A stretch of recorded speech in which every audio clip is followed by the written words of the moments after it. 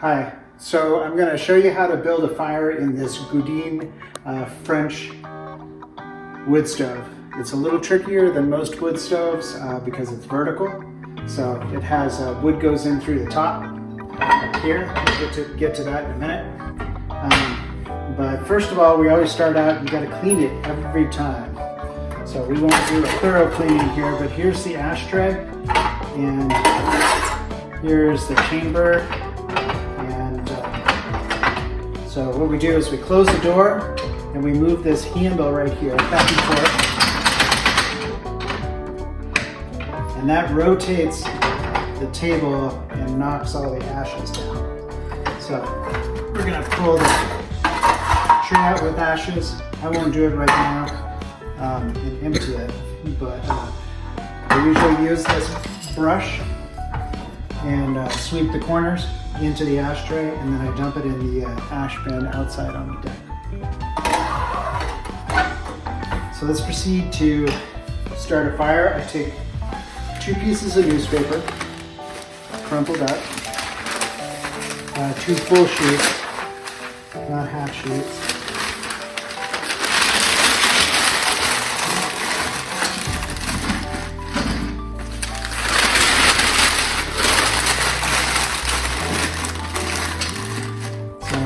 No more than 2 sheets.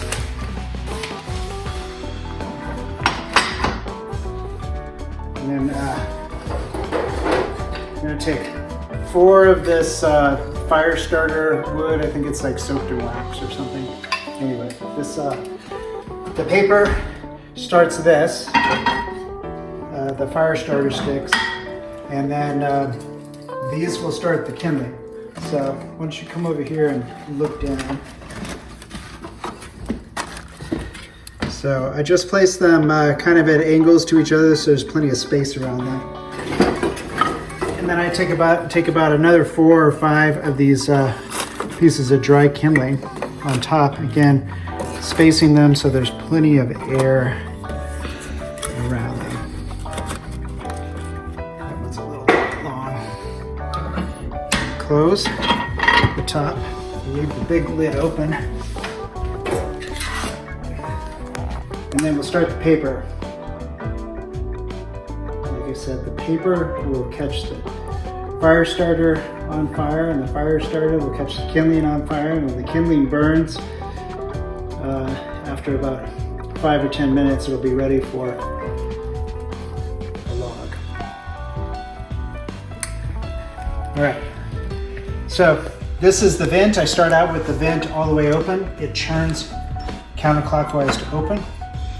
But when I start the fire, I close it and I leave the door about 1/2 inch open so it has enough air.